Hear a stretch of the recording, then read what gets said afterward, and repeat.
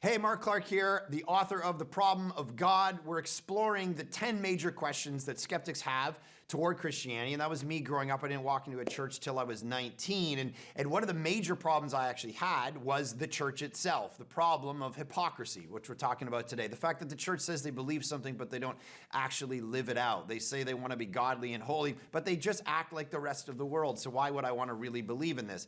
And there's a few things to really respond in regard to this. The first one is when we look into the church and we see people who are hypocritical, the first thing that we got to understand is we shouldn't expect anything different.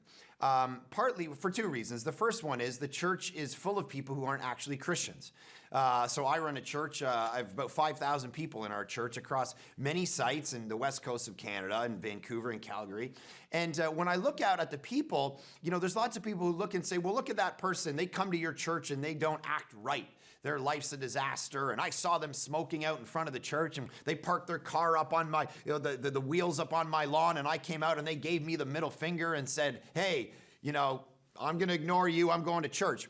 So what is that? What kind of Christians are these? And the reality is the church should be full of people like that, because it's people who recognize the poverty of their own spirit that actually need to come to church and hear about God and hear about Jesus and how to be transformed. If your church doesn't have people like that, I'm not sure you're reaching people who don't know Jesus yet. And so we're all broken, and we should expect that the church is full of people who don't actually know Jesus. Secondly, the church is full of people who say they know Jesus, but they actually don't.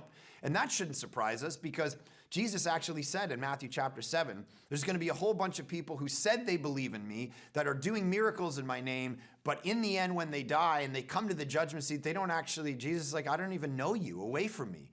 That they said something externally, but they didn't actually believe it in their heart. And so there's not only false teachers out there, there's actually false disciples.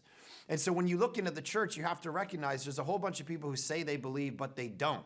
And the reality is this: at the end of the day, of course, you can look through church history and see that Christians have done bad things, and it's because they've misunderstood the teachings of Jesus.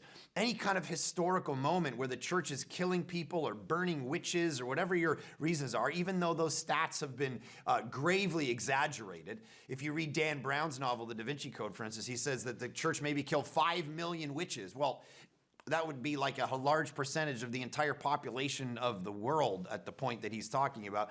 Whereas the history actually tells us there was closer to maybe 20 or 30